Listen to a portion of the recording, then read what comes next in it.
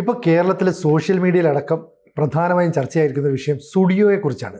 സ്റ്റുഡിയോയിൽ നിന്ന് വസ്ത്രങ്ങൾ വാങ്ങരുത്. ഒരു പ്രത്യേക വിഭാഗം സമരവുമായിട്ട് രംഗത്തിറങ്ങുന്നു. അതിൻ്റെ ദൃശ്യങ്ങൾ സോഷ്യൽ മീഡിയയിൽ പങ്കുവെക്കുന്നു. പരസ്പരം ആരോപണ പ്രത്യാരോപണം ഉണ്ടാകുന്നു. പക്ഷേ സ്റ്റുഡിയോ എന്ന് പറയുന്ന ഒരു സ്ഥാപനം ഗ്രാമഗ്രാമാന്തരങ്ങളിൽ ഉണ്ടായിരുന്നു എന്ന് ഇപ്പോഴാണ് ജനങ്ങൾ തിരിച്ചറിഞ്ഞത്. ശരിയല്ല? അങ്ങനെയൊന്നുമില്ല. സ്റ്റുഡിയോ വളരെ പോപ്പുലറാണ്. ഇപ്പോൾ സ്റ്റുഡിയോ ₹1 പരസ്യം ചെയ്യാത്തൊരു സ്ഥാപനമാണ്. കാരണം പരസ്യത്തിനുള്ള കാശ് കൂടെ അവർ ആളുകൾക്ക് കുറഞ്ഞ നിരക്കിൽ വസ്ത്രങ്ങൾ കൊടുക്കുന്നു. അത് ഇന്ത്യയിലെ ഏറ്റവും പ്രബലമായ വ്യവസായ ഗ്രൂപ്പായ ഇന്ത്യൻ സംസ്കാരവുമായി ഇഴുകിച്ചേർന്ന ടാറ്റയുടെയാണ് സ്റ്റുഡിയോ. അപ്പോൾ ടാറ്റയെ ബഹിഷ്കരിക്കുക എന്നാണ് പരോക്ഷമായി സ്റ്റുഡിയോ ബഹിഷ്കരിക്കാൻ പറയുന്നത്. ഈ സ്റ്റുഡിയോ ബഹിഷ്കരണത്തിൻ്റെ കാരണങ്ങൾ പറയുന്നതിന് മുമ്പ് ഈ ദേശീയ അന്തർദേശീയ കാരണങ്ങളൊക്കെ പറയുന്നുണ്ട്. അതിനു മുമ്പ് ആരും പറയാത്തൊരു കാരണം പറയാം. കേരളത്തിൽ സ്റ്റുഡിയോ ബഹിഷ്കരണത്തിന് ഒരു പ്രധാന താല്പര്യമുണ്ട്. വളരെ ഇവിടുത്തെ സുഡാപ്പികൾക്കും ജമാഅത്തെ ഇസ്ലാമികൾക്കും വേണ്ടപ്പെട്ട ഒരാളുടെ കച്ചവടം കുറയുന്നതിനെതിരെ കൂടിയുള്ള സമരമാണ്. സ്റ്റുഡിയോ വന്നപ്പോൾ അവരുടെ കച്ചവടം കുറഞ്ഞു. ഇപ്പോൾ ജമാഅത്തെ ഇസ്ലാമിയുടെ ചാനൽ മീഡിയ വണ്ണിൻ്റെ പ്രധാനപ്പെട്ട പരസ്യദാതാവായ ഒരു ഗ്രൂപ്പുണ്ട്. ഞാൻ പേര് പറഞ്ഞില്ല. പേര് പറഞ്ഞ് അവർക്ക് പരസ്യം ഉണ്ടാക്കി കൊടുക്കാൻ എനിക്ക് ഉദ്ദേശമില്ലാത്തതുകൊണ്ട് ഞാൻ പേര് പറയുന്നില്ല. അവരുടെ പ്രധാനപ്പെട്ട പരസ്യദാതാവ് അവരുടെ പല പ്രീമിയർ പ്രോഗ്രാമുകളുടെയും ബാക്ക്ഡ്രോപ്പിൽ ആ പേരുണ്ട്. ആ പരസ്യ ഗ്രൂപ്പുമായി ബന്ധമുള്ള ഒരു അപ്പേരൽ ഗ്രൂപ്പുണ്ട്. എന്ന് വെച്ചാൽ വസ്ത്രമുണ്ടാക്കുന്ന, പ്രത്യേകിച്ച് കുട്ടികളുടെ ഉൾപ്പെടെ പുരുഷന്മാരുടെ എല്ലാത്തരം വസ്ത്രങ്ങൾ ഉണ്ടാക്കുന്ന ഒരു വസ്ത്രനിർമ്മാണ ഗ്രൂപ്പുണ്ട്. ഇവർക്ക് മലബാർ മേഖലയിലും കേരളത്തിലെ പലയിടത്ത്, ഈ കൊച്ചിയിൽ എറണാകുളത്ത് അവരുടെ ഗാർമെൻറ്റ്സ് കിട്ടും. ഈ കാക്കനാട് ഷോറൂമുണ്ട്. പലയിടത്തുണ്ട്. പ്രത്യേകിച്ച് മലബാറിൽ കൂടുതലുമുണ്ട്. മുസ്ലിം പോപ്പുലേഷൻ കൂടുതലുള്ള സ്ഥലങ്ങളിൽ ഉണ്ട്. വിദേശത്തുണ്ട്, UAE-യിലുണ്ട്, ഇന്ത്യയിൽ പലയിടത്തുമുണ്ട്. ആ ഗ്രൂപ്പ് ഒരു പ്രബലമായ ഗ്രൂപ്പാണ്. അവരുടെ കച്ചവടം കഴിഞ്ഞ ഒരു വർഷമായി വല്ലാതെ ഡിമിനിഷ് ചെയ്യുന്നു, തകരുന്നു. കാരണം ഇന്ത്യയിലെ മെട്രോ നഗരങ്ങൾ, രണ്ടാം തരം നഗരങ്ങൾ എല്ലാം കഴിഞ്ഞ് ഗ്രാമാന്തരങ്ങളിലേക്ക് വരികയാണ് ടാറ്റയുടെ സ്റ്റുഡിയോ. അതായത് ടാറ്റയുടെ കണക്കെന്ന് പറയുന്നത് 3 ദിവസത്തിൽ ഒരു സ്റ്റുഡിയോ എന്ന നിലയിൽ ടാറ്റ ആരംഭിക്കുകയാണ്. ഇന്ത്യ മൊത്തം. അപ്പോൾ 3 ദിവസം കൂടുമ്പോൾ ഒരു ഷോറൂം തുടങ്ങുകയാണ്. അത്രയും പോപ്പുലറായിട്ട് ഏറ്റവും പുതിയ ഫാഷനിലുള്ള വസ്ത്രം ഏറ്റവും കുറഞ്ഞ വിലയ്ക്ക് ടാറ്റ കൊടുക്കുന്നു, സ്റ്റുഡിയോ വഴി കൊടുക്കുന്നു. അപ്പോൾ വളരെ പോപ്പുലറായി. അപ്പോൾ ഈ സമീപകാലത്ത് മലപ്പുറത്ത്, കോഴിക്കോട്, കാസർഗോഡൊക്കെ വലിയ തോതിൽ സ്റ്റുഡിയോയുടെ ഷോറൂമുകൾ വന്നു. ജനങ്ങൾ ഇടിച്ച് കയറുകയാണ്. അപ്പോഴാണ് ഈ ക്യാമ്പയിൻ ആരംഭിച്ചിരിക്കുന്നത്. എന്താണ്? ടാറ്റയുടെ എന്ന് പറയാതെ സ്റ്റുഡിയോ ഈ പെരുന്നാൾ കാലത്ത് സ്റ്റുഡിയോയുടെ വസ്ത്രങ്ങൾ ബഹിഷ്കരിക്കുക, ഒരു ക്യാമ്പയിൻ ആരംഭിച്ചു. അതിൻ്റെ പിന്നിൽ ഞാൻ പറഞ്ഞ ഈ ഒരു കേരള കണക്ഷൻ കൂടിയുണ്ട്. ഈ കേരള കണക്ഷൻ ആരും പറഞ്ഞിട്ടില്ല. ഇനി ഇവർ പറയുന്ന കാര്യം എന്താണ്? ഇസ്രയേലിലെ കുഞ്ഞുങ്ങളെ കൊല്ലുന്നതിന് സോഫ്റ്റ്വെയർ കൊടുക്കുന്ന കമ്പനിയാണ് ടാറ്റ. ടാറ്റ മാത്രമല്ലേ, പലരും കൊടുക്കുന്നുണ്ട്. ഇസ്രയേലിന് നമ്മൾ ഇന്ത്യ കൊടുക്കുന്നില്ലേ ആയുധം? എന്തെല്ലാം കൊടുക്കുന്നുണ്ട്. ഈ ലോകത്തെമ്പാടും ഇവരുടെ ഒരു രീതി എന്താണെന്നറിയോ? ചുമ്മാ ഇരിക്കുന്നതിനെ കയറി മാന്തും അവൻ തിരിച്ചടിക്കുക. ഉടനെ അയ്യോ എന്നെ തല്ലി എന്ന് നിരവാദം പറയും. October 7 നടന്ന അങ്ങനെയല്ലേ? ഇസ്രയേലിൽ കയറി മാന്തി, ഇസ്രയേൽ തിരിച്ചടിച്ചു. ഇപ്പം നിലവിളിയാണ്. ഇത്രയും ഇസ്രയേലിലെ കുഞ്ഞുങ്ങളുടെ ഭാവിയെക്കുറിച്ച്. ഇപ്പോൾ വേറെ തമാശയുണ്ട്. ഈ 2 വർഷമായിട്ട് യുദ്ധം തുടങ്ങുന്നല്ലേ? ഈ രാപ്പകലില്ലാതെ ബോംബിങ്ങും വെടിവെപ്പും കൊലപാതകവും ഒക്കെ നടന്നുകൊണ്ടിരിക്കുക. അതിനിടയ്ക്ക് 50,000 പേര് ഗാസയിൽ ഗർഭിണികളായിരുന്നു. ഇതിനിടയ്ക്ക് 50,000 ഗർഭിണികളുടെ ആരോഗ്യം പ്രശ്നത്തിലാണെന്നാണ് പറഞ്ഞത്. അതിനു മുമ്പ് ഒരു വാർത്ത വന്നു, 14,000 കുട്ടികൾ ഉടൻ മരിക്കും. പിണറായി വിജയൻ വരെ സ്റ്റേറ്റ്മെന്റ് ഇറക്കി. എവിടെ 14,000 കുട്ടികൾ മരിച്ചു എന്ന് കേട്ടില്ലല്ലോ. ഇങ്ങനെ ഒരു സിമ്പതി വേവ് ഉണ്ടാക്കാൻ വേണ്ടി പ്രൊപ്പഗാൻഡ വാർ നടത്തിക്കൊണ്ടിരിക്കുകയാണ്. ഇവർക്ക് ഈ ഗാസയിലെ കുഞ്ഞുങ്ങളെ, ഗാസയിലെ ഗർഭിണികളുടെ പേരിൽ ആശങ്കയുണ്ടെങ്കിൽ ഒറ്റ വാക്ക് പറഞ്ഞാൽ മതിയല്ലോ. എന്താണ്? നിങ്ങൾ ആ ബന്ദികളെ വിട്ടുകൊടുക്ക്, ഇസ്രായേലിൽ ആരെയും കൊല്ലൂല. എന്താ പറയാത്തത്? ഇതൊന്ന് അവസാനിപ്പിക്കണം, യുദ്ധം അവസാനിപ്പിക്കണമെന്ന് നമുക്കും ആഗ്രഹമുണ്ട്. മനുഷ്യർ കൊല്ലപ്പെടരുത്. ഒറ്റ കാര്യമുള്ളൂ, നിങ്ങൾ ആ ബന്ദികളെ വിട്ടുകൊടുക്കൂ, യുദ്ധം തീരുമല്ലോ എന്നെന്താ ഇവർ പറയാത്തത്? അത് പറ്റത്തില്ല. ജൂതനെ പിടിച്ചു വെച്ചാൽ വിടാൻ പറ്റില്ല. ജൂതനെ വിടാൻ പാടില്ല. ജൂതനെ കൊല്ലണം. ജൂതനെ വിട്ടുകൊടുക്കുന്ന പ്രശ്നമില്ല. ഞങ്ങളെ പ്രശ്നമൊന്നും, ഞങ്ങൾ എന്തും ചെയ്യും. ഞങ്ങളെ കൊല്ലും, പിടിച്ചു വെക്കും, പീഡിപ്പിക്കും, ബലാത്സംഗം ചെയ്യും, കടുത്തുവിട്ടൊക്കെ ചെയ്യും. പക്ഷേ ജൂതൻ ഞങ്ങളെ ഒന്നും ചെയ്യാൻ പാടില്ല. അയ്യോ ഞങ്ങളെ കൊല്ലം ചെയ്താൽ അയ്യോ അമ്മയെ കൊല്ലുന്നേ ഓടിവായോ, ഇതാണ് നിലവിളി. ഇനി ഞാൻ ചോദിക്കട്ടെ, ഈ നമ്മുടെ തൊട്ടടുത്ത് ബംഗ്ലാദേശിലേക്ക് ഒന്ന് നോക്കണം. ഇതിന് പിന്നിൽ ബംഗ്ലാദേശ് അജണ്ട കൂടെയുണ്ട്. ഇന്ത്യയിൽ ഏറ്റവും കൂടുതൽ റെഡിമെയ്ഡ് വസ്ത്രങ്ങൾ വന്നുകൊണ്ടിരുന്ന ബംഗ്ലാദേശിലാണ്. റിലയൻസിൻ്റെ ട്രെൻഡ് പോലെയുള്ള കടകൾ അല്ലേ. അതെ. പിന്നെ ഈ പറയുന്ന സുഡിയോ, ടാറ്റയ്ക്ക് വെസ്റ്റ് ഗേറ്റ് ഇതൊക്കെ പറഞ്ഞ് വേറെ കുറച്ച് പ്രീമിയം ബ്രാൻഡ് വിൽക്കുന്ന വേറെ ഔട്ട്ലെറ്റ്സുകളുണ്ട്. ഇപ്പോൾ സുഡിയോ ഇപ്പോൾ ടാറ്റയുടെ ആണെന്ന് ഇപ്പോഴാണ് ജനം അറിഞ്ഞത്. അതെ അതെ, ജനങ്ങൾക്ക് ഇതുവരെ അറിയില്ലായിരുന്നു. ചിലരൊക്കെ ഇത് എന്തോ സുഡാപ്പി കമ്പനിയാണെന്ന് എഴുതി പോകാതിരുന്ന എൻ്റെ ഒരു സുഹൃത്ത് ദിവസം പറഞ്ഞു, സ്റ്റുഡിയോ ടാറ്റയുടെ ആയിരുന്നില്ലേ? ഞാൻ ഓർത്ത് സുഡാപ്പിയുടെ ആണെന്ന് ഞാൻ അവിടെ പോയിട്ടില്ലായിരുന്നു, ഇനി അവിടെ പോകണുള്ളത്. അപ്പൊ ടാറ്റയ്ക്ക് വേറെയും ബ്രാൻഡുകളുണ്ട്, വെസ്റ്റ് ഗേറ്റ് ഒക്കെ ഉണ്ട് ടാറ്റയ്ക്ക്. അപ്പൊ കുറച്ചുകൂടെ ബ്രാൻഡ് വില കൂടിയ സാധനം കൊടുക്കുന്നത് പല കാറ്റഗറിയിൽ ടാറ്റയും റിലയൻസും ഒക്കെ ഈ ഇത്ര അപ്പാരൽ ഷോപ്സ് തുറന്നിട്ടുണ്ട്. നോക്കൂ, ബംഗ്ലാദേശിൻ്റെ ഏറ്റവും വലിയ വ്യവസായം എന്ന് പറയുന്നത് റെഡിമെയ്ഡ് വസ്ത്രനിർമ്മാണമായിരുന്നു. റിലയൻസിൻ്റെ കടകൾ വഴി സുഡിയോ വഴി വന്നുകൊണ്ടിരുന്നത് മുഴുവൻ ബംഗ്ലാദേശിൻ്റെ ആയിരുന്നു.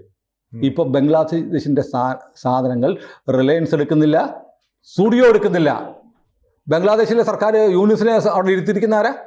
ജമാഅത്തെ ഇസ്ലാമി. അതെ. ഇവിടെ ഈ സുഡിയോയ്ക്കെതിരെ സമരം നടത്തിയിരിക്കുന്ന ആരാ? ജമാഅത്തെ ഇസ്ലാമി. കാര്യം മനസ്സിലായോ? അതായത് ബംഗ്ലാദേശിലെ ജമാഅത്തെ ഇസ്ലാമിക്ക് നൊന്തു ഇന്ത്യൻ വ്യവസായ ഗ്രൂപ്പുകളായ ടാറ്റയും റിലയൻസും ഒക്കെ ബംഗ്ലാദേശിൽ നിന്ന് റെഡിമെയ്ഡ് വസ്ത്രം മേടിക്കാതിരുന്നപ്പോൾ അവർക്ക് നൊന്തു.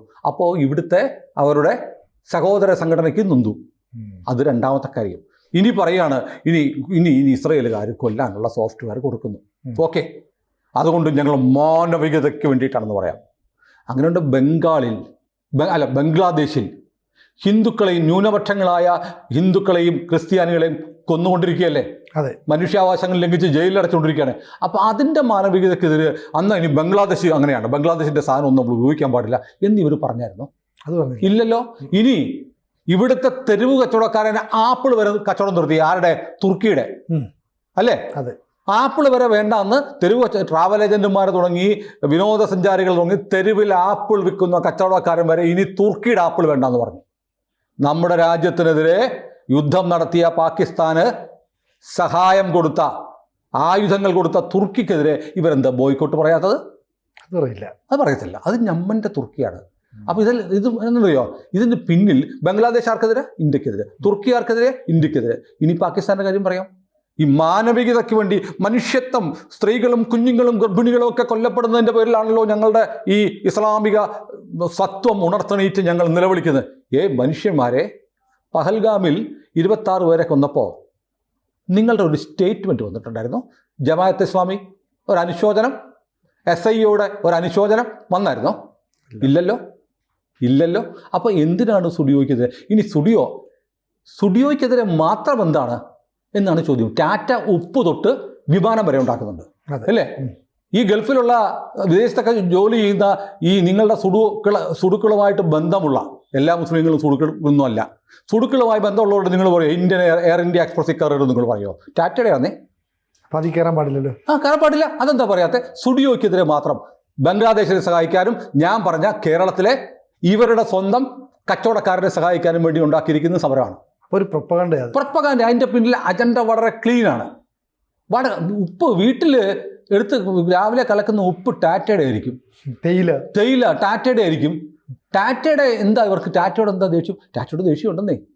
കാരണം അറിയോ, ഇറാനിൽ നിന്ന് വന്നവരാണ് പാഴ്സികൾ. ഇറാനിൽ നിന്ന് എന്തുകൊണ്ടാണ് പാഴ്സികൾ വന്നത്? അവിടുത്തെ മുസ്ലിം ഭീകരർ പാഴ്സികൾ എന്ന് പറയുന്ന ജനസമൂഹത്തെ, ന്യൂനപക്ഷത്തെ പീഡിപ്പിച്ചപ്പോൾ ജീവനും കൊണ്ട് ഓടി ഇന്ത്യയിൽ വന്നവരാണ് ജൂതന്മാരെ പോലെ പാഴ്സികൾ. എന്നിട്ട് ഇന്ത്യയിൽ വന്നിട്ട് എന്തിനറിയോ, പാഴ്സികൾ വന്നു കഴിഞ്ഞപ്പോഴത്തേക്ക് പാഴ്സികൾക്ക് അഭയം കൊടുത്തപ്പോഴത്തേക്ക് അഭയം കൊടുത്ത രാജാവിനോട് ചോദിച്ചു, പാഴ്സികളോട് ചോദിച്ചു, നിങ്ങൾ ഇന്ത്യയിൽ എങ്ങനെ ജീവിക്കും എന്ന് പറഞ്ഞു. അദ്ദേഹം പറഞ്ഞു, എനിക്ക് ഒരു ഗ്ലാസ് പാല് തരാമെന്ന് ചോദിച്ചു. പാഴ്സികളുടെ നേതാവ് ഒരു ഗ്ലാസ് പാല് കൊണ്ട് കൊടുത്തു. അല്പം പഞ്ചസാരയും ഒരു സ്പൂണും തരണമെന്ന് പറഞ്ഞു. അങ്ങനെ അദ്ദേഹം രാജാവിൻ്റെ മുന്നിൽ വെച്ച്, ഞാൻ കേട്ട കഥയാണ് കേട്ടോ, കൃത്യതയിൽ വ്യത്യാസമുണ്ട്, പക്ഷേ ആശയം കറക്റ്റാണ്. അവർക്ക് അഭയം കൊടുത്ത രാജാവിൻ്റെ മുന്നിലേക്ക് പാഴ്സി തലവൻ എന്ത് ചെയ്യുന്നറിയോ, പാല് കിട്ടി, പഞ്ചസാര കിട്ടി. ആ പഞ്ചസാര പാലിലേക്ക് ഇട്ടിട്ട് സ്പൂണ് കൊണ്ട് ഇളക്കി. എന്നിട്ട് പറഞ്ഞു, ഞങ്ങൾ ഈ രാജ്യത്ത് പാലിൽ അലിഞ്ഞ പഞ്ചസാര പോലെയായി മാറും പാഴ്സികൾ എന്ന് പറയും. എന്ന് പറഞ്ഞാൽ പാലും പഞ്ചസാരയും വേർതിരിക്കാൻ പറ്റില്ല. മാത്രമല്ല, പാലിൽ പഞ്ചസാര ചേർന്നു. പാലെന്ന് പറയുന്നത് ഇന്ത്യനാണ്, ഭാരതീയതയാണ്. ആ ഭാരതീയതയിലേക്ക് പഞ്ചസാര കൂടെ ചേർന്നപ്പോൾ അതിൻ്റെ മധുരം കൂടി. അങ്ങനെ ഞങ്ങൾ ജീവിക്കുമെന്ന് പാഴ്സി തലവൻ ഇന്ത്യയിലെ അവരെ സ്വീകരിച്ച ഭരണാധികാരിയോട് പറഞ്ഞു. അങ്ങനെയാണ് പാഴ്സികൾ ജീവിക്കുന്നത്. നമ്മുടെ രാജ്യത്തിൻ്റെ പുരോഗതിക്ക് വേണ്ടി നിർണായകമായ സംഭാവനകൾ നൽകുകയാണ് ടാറ്റ പാഴ്സിയാണ്, ഇറാൻ ഒറിജിനുള്ളവരാണ് നമ്മളാരെങ്കിലും കരുതാറുണ്ടോ? ഇല്ലല്ലോ.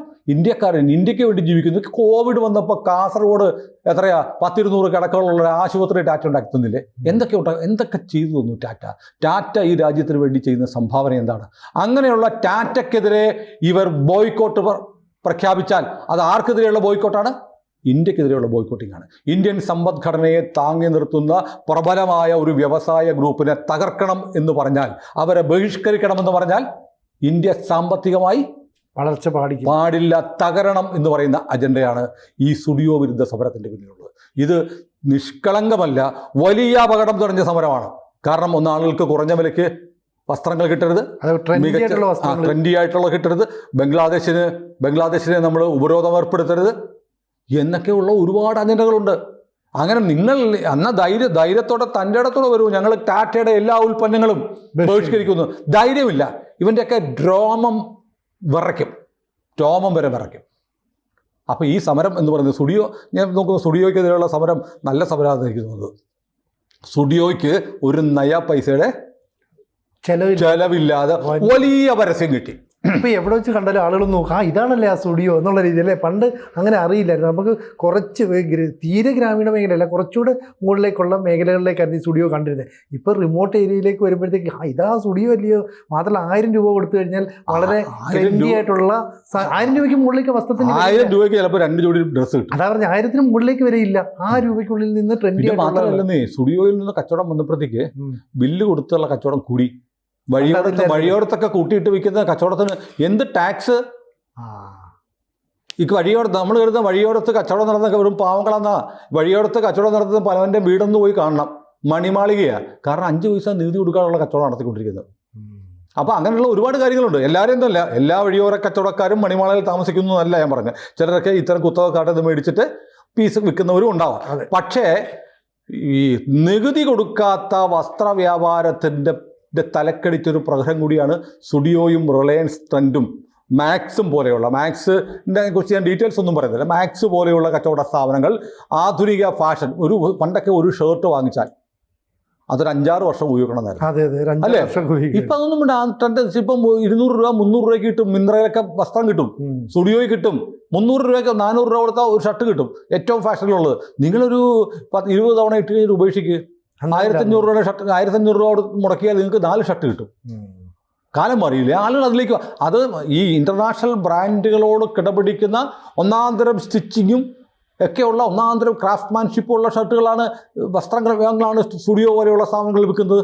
അപ്പോൾ സ്റ്റുഡിയോയ്ക്കെതിരെയൊക്കെയുള്ള സമരത്തിൻ്റെ പിന്നിൽ അത്ര നിഷ്കളങ്കമൊന്നുമല്ല. ഇത് നമ്മൾ തിരിച്ചറിയണം. ഇത് രാജ്യത്തെ തകർക്കാനുള്ള സമരമാണ്, ഇസ്ലാമിക തീവ്രവാദത്തെ വളർത്താനുള്ള സമരമാണ്. കാരണം ഞാൻ പറഞ്ഞില്ലേ, ഇവിടെ കൈവെട്ടുകാരൻ്റെ സാമ്പാർ പൊടിയും പുട്ടുപൊടിയൊക്കെ നമ്മുടെ നാട്ടിലുണ്ട്. അവർക്കൊക്കെ കൊടുക്കുന്ന ഓരോ പൈസയും നാളെ പെഹൽഗാമിലെ വെടിയുണ്ട പോലെ തിരിച്ച് ഇങ്ങോട്ട് വരാനുള്ള സാധ്യത. ഇനി തിരിച്ച് ഇവിടുത്തെ ഇസ്ലാമിക തീവ്രവാദ ബന്ധമുള്ള ആളുകളോ സംഘടനകളോ സ്പോൺസർ ചെയ്യുന്ന നടത്തുന്ന സ്ഥാപനങ്ങളൊന്നും ബഹിഷ്കരിക്കാൻ ഒരു ഹിന്ദുവോ ഒരു ക്രിസ്ത്യാനിയോ ആഹ്വാനം ചെയ്തു കൊടുക്കുകയും കലാപം നടക്കും. അയ്യോ, സർക്കാർ ഉൾപ്പെടെ ഉടനെ കേസെടുക്കും, വർഗീയത പരത്തുന്നു പറയും. ടാറ്റയുടെ നെഞ്ചത്തോട്ട് കയറാനുള്ള ശ്രമം ഇന്ത്യൻ ജനതയ്ക്കെതിരെയുള്ള സമരമാണ്. ഈ സമരക്കാരെ പുറങ്കാലിന് അടിച്ച് ജനം ഓടിക്കും. ഇവന്മാരുകൊണ്ട് KFCക്കെതിരെ സമരം നടത്തി.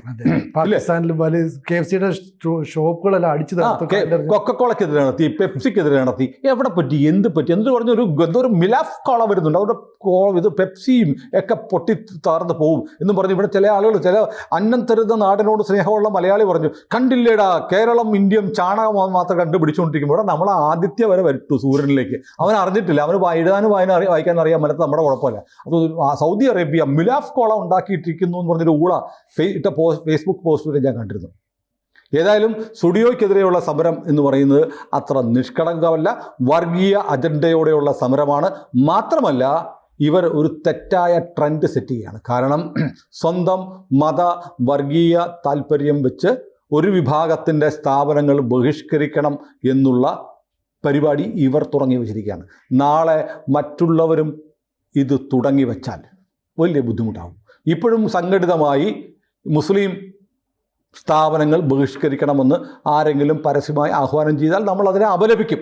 തർക്കമില്ല. അങ്ങനെ മതത്തിൻ്റെയും ജാതിയുടെയും പേരിൽ ആളുകളെ ബ്രാൻഡ് ചെയ്യാനോ സ്ഥാപനങ്ങളിൽ കയറാനോ ബഹിഷ്കരിക്കാനോ പാടില്ല എന്നാണ് എൻ്റെ അഭിപ്രായം. പക്ഷേ ഇവരത് തുടങ്ങി വെച്ചാൽ നാളെ മറ്റുള്ളവരും ചെയ്തു പോകും.